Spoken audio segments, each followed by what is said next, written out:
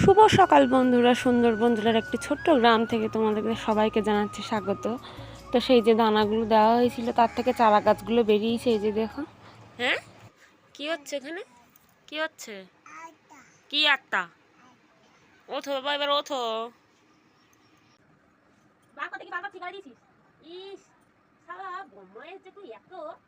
তারপরে এই যে চলে আসলাম ঘরের দিকে। সোনু ঘুমাচ্ছিল, ওকে ডেকে তুললাম, মশারির মধ্যে ছিল। তো এই যে তারপরে বিছানাটা একটু তুলে নেব, মশারিটা একটু তুলবো, বিছানা এখন তুলবো না, কারণ ওকে একটু খাইয়ে নেব, একটু রান্না বান্না করবো, তারপরে বিছানাটা পরে তুলবো। আগে মশারিটা একটু উঠিয়ে নিই। তো সোনুর বাবাকে নিয়ে গেলে ব্রাশ করাতে। তারপর আমি চলে এসেছি, এই যে বেগুন আলু কাটবো। তো বেগুন আলুটা পরে চেঞ্জ করে পটল আলু করেছিলাম। ও বলছিল বেগুনগুলো আছে থাক, দুপুরে রান্না করা যাবে, এখন পটল আলুটা কাটো সকালের ভাজার জন্য। তো আমি সব এই পটল আলুটাই ভেজে নিচ্ছি।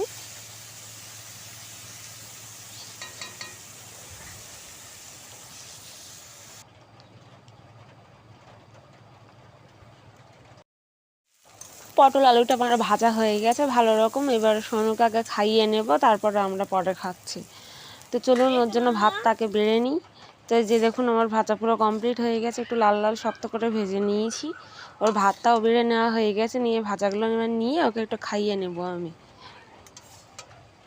বলো, তুমি কি বলছিলে বলো। এই দেখো, ওলি বাবা বললি আমার শোনা। আমাদের এইখানে তো অটোমেটিক বৃষ্টি হচ্ছে, মেঘলা করে আছে আকাশ পুরো। তো তার মধ্যে আমাদেরও খাওয়া হয়ে গেছিলো। এই যে দেখুন থালা হাঁড়ি কড়া সব বার করেছি। তো কিছু একটা বলছিল, ওই জন্য ওর সাথে কথা বলছিলাম আর হাসছিলাম এখানে। তো এইখানে থালাগুলো আগে ধুয়ে নেব, নিয়ে মেঘ করেছে তো প্রচণ্ড, বাইরের কাজগুলো আগে সেরে নেব, নাহলে আবার কখন বৃষ্টি আসবে, বাইরের কাজগুলো করা হবে না। তো এই যে থালার এক্সট্রা ভাত ছিল, এগুলো গিয়ে মুরগিকে দিয়ে নেব, কারণ এক্সট্রা ভাত থাকে, এগুলো তো ফেলে দিলে হয় না। মুরগি আছে কিছু, ওদেরকে দিয়ে দিলে ওরা খেয়ে নেয়। তো সবাই দেখুন ঘর থেকে লাফ দিয়ে বেরোচ্ছে খাওয়ার জন্য এক এক করে। তো তারপর আবার চলে আসলাম বাসন মাজতে, বাসনগুলো মেজে নিয়ে বাসনগুলো মেজে নিয়ে তারপরে ওকে বলছিলাম যে একটু মাছ মারো। তো কী রান্না করব, এই সকাল সকাল রান্না খাওয়া নিয়ে যত ঝামেলা। তোকে বললাম যে মাছটা মেরে দাও, তারপরে ও আবার যাবে নদীতে। তাও বললো ঠিক আছে দেখছি দাঁড়াও। তো আমি এদিকে বাসনগুলো মেজে নিচ্ছি, ওইদিকে ও থাকতে থাকতে কাজগুলো, বাড়ি থাকতে থাকতে কাজগুলো করে নিলে সুবিধা হয়, কারণ সোনুকে ধরে রাখতে পারে না, হলে ও যখন থাকে না, তো সোনু না ধরলে আমার কাজ করতে খুবই সমস্যা হয়। তো আর এমনিতেও মেঘ করেছে, ওই জন্য বাইরের কাজ বাজগুলো আগে একটু সেরে নিচ্ছি তাড়াহুড়ো করে। তো দেখুন আমার এদিকে বাসন ধোয়া পুরো কমপ্লিট হয়ে গেছে, এদিকে বৃষ্টি তো আসবার মতনও হয়ে গেছে, মেঘ পুরো কালো ঘন মেঘ জমে গেছে। তো আমি এগুলো নিয়ে ঘরে এখন চলে যাচ্ছি, কখন বৃষ্টি আসবে তো কি জানি। এই যে দেখুন মেঘ কেমন হয়েছে। তো তারপরে এদিকে চলে আসলাম কাচতে, আমি এগুলো কেচে নিই আগে, তারপরে গিয়ে জালটা পাবেও বললো তুমি কেচে নাও, তারপরে আমি জাল বেয়ে মাছ ধরে দিচ্ছি। আবার নদীতে যাবে, না হলে দেরি হয়ে যাচ্ছে, মাছগুলোকে মেরে দিয়ে যাক, আমি এদিকে রান্না করতে থাকি বাইরের কাজ। তো কাজটা আমার হয়ে গেছে, এদিকে ভাত এই চালটা একটু ধুয়ে নিচ্ছি, আমি একবার চাল টাল ধুয়ে ঘরে চলে যাব আমি।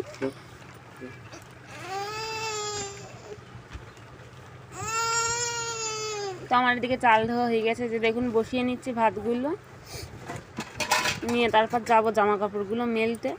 তো বাইরে তো এখন জামা কাপড় মেলার কোনো পরিস্থিতিই নেই, এই যে আমাদের ছাঁচির মধ্যে একটুখানি এইখানে কিছু মেলে রাখছি, আর সব ঘরে মেলবো, না হলে বাইরে দিলেও ভিজে যাবে, বেকার দেওয়া আমার। তো এই যে দেখুন জামা কাপড় কীভাবে দিচ্ছি কটা এদিক ওদিক করে। তো তারপর চলে যাচ্ছে ছাগলটা একটু বেঁধে নিচ্ছি বার করে। তো ওরও সকাল থেকে কিছু খাওয়া হয়নি, এই বৃষ্টি হচ্ছে বলে বার করতে পারিনি, তো এখন একটু বার করে দিচ্ছি, আবার বৃষ্টি আসবে আবার তুলতে হবে, কারণ ওরা তো বৃষ্টিতে থাকতে পারে না, তবু তো খেতে তো হবেই ওকে একটু, ওই জন্য একটু বার করে দিলাম, কিছুক্ষণ খাক, আবার বৃষ্টি আইলে পরে দেখা যাবে। তারপর চলুন এই যে দেখুন ও মাছ মারতে চলে এসছে, জাল খেপন দিচ্ছে, দেখি কি মাছ পাচ্ছে।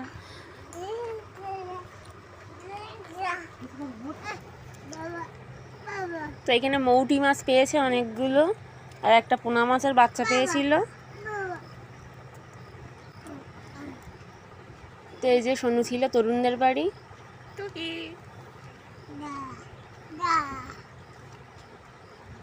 তো তারপর আবার পুকুরের মধ্যে মাছ জাল বাচ্ছিল, তো একটা সেই বড় কাতলা মাছটা আবার পড়েছিল, আর সাথে একটা বাটা মাছ পড়েছিল, তো কাতলা মাছটা ছেড়ে দিয়েছিল, দিয়ে বাটা মাছটা নিয়ে আসছে।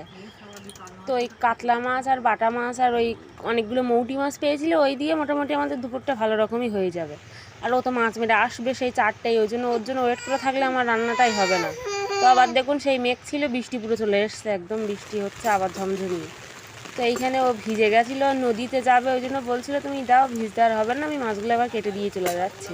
তো দেখুন মাছগুলো নিয়ে বসে পড়েছে। তো এগুলো কেটেই ও নদীতে চলে যাবে মাছ ধরতে, মানে আমি রান্না বসাবো এখন।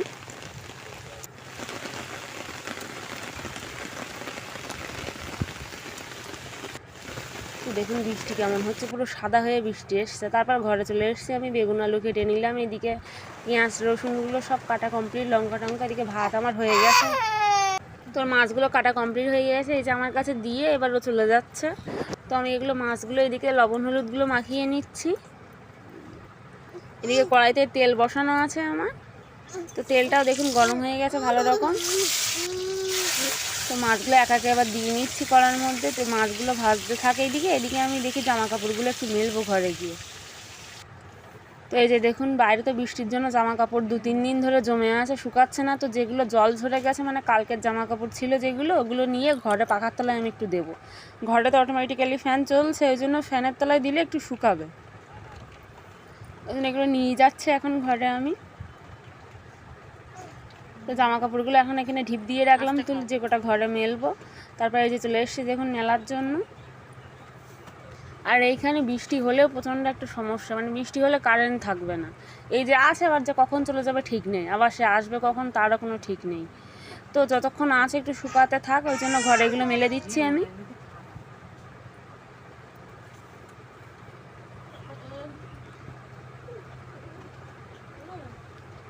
আমি এদিকে রান্না করছিলাম আর এদিকে কাজ করছিলাম। তো দেখুন মাছ 1 পিঠ হয়ে গেছে, আর 1 পিঠ উল্টে দিতে চলে এসেছি আমি।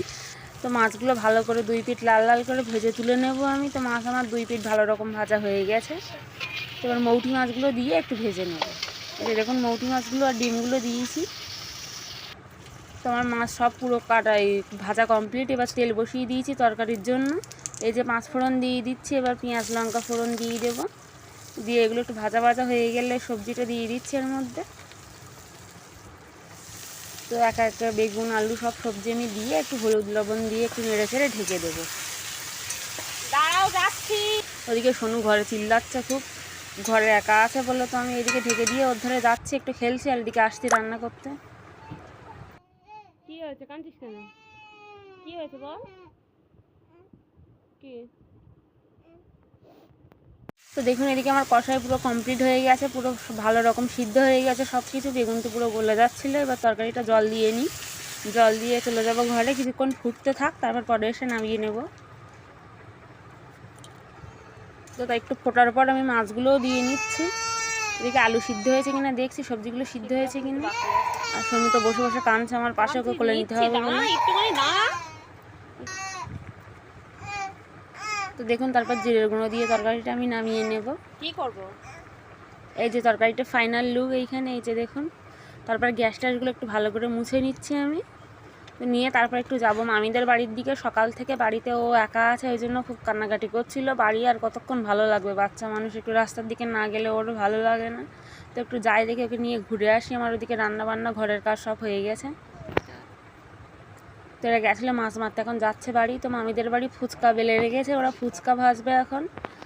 এইখানে বুধবার আর শনিবার 2 দিন করে হাট থাকে, ওরা হাটে দোকান দেয়, ওই জন্য ফুচকাগুলো ভেজে এখন বিকালে হাটে নিয়ে যাবে, এই জন্য ভাজা চলছে এখন। এই যে দেখুন 1 ঝুড়ি আগে ভাজা হয়ে গেছে।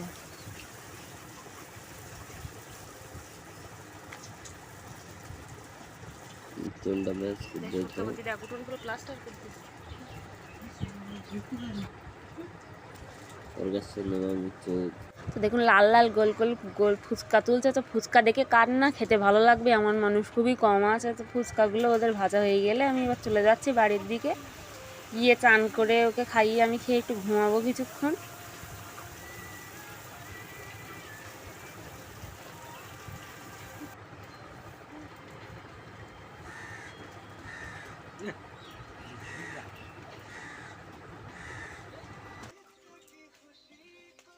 তো বন্ধুরা একটু বাজারের দিকে গেছিলাম, এই যে বাজার থেকে এসছে, এই যে কিছু ভাজা, চপ ভাজা, সিঙ্গাড়া নিয়ে এসেছিলাম। সিঙ্গাড়াগুলো তো খাওয়া হয়ে গেছে। এই যেগুলো বসে আছে তুই কি দেখবি এরকম করে মুড়ি খাচ্ছে সব দিয়ে। তারপরে এদিকে চলে এসেছি রান্নার জন্য। এই যে বাগদা চিংড়ি, চাওলা চিংড়ি ছিল কিছু, মেরে এনেছিল আজকে নদী থেকে, তো বিক্রি করেছে, আর এগুলো ছিল। আর এই যে ঝুড়ো মাছ, এগুলো বাজার থেকে কেনা। তো ঝুড়ো মাছগুলো আমি ভাজা করব পেঁয়াজ লঙ্কা দিয়ে। তো তার জন্য আগে এই যে দেখুন ভেজে নিচ্ছি আমি ভালো রকম।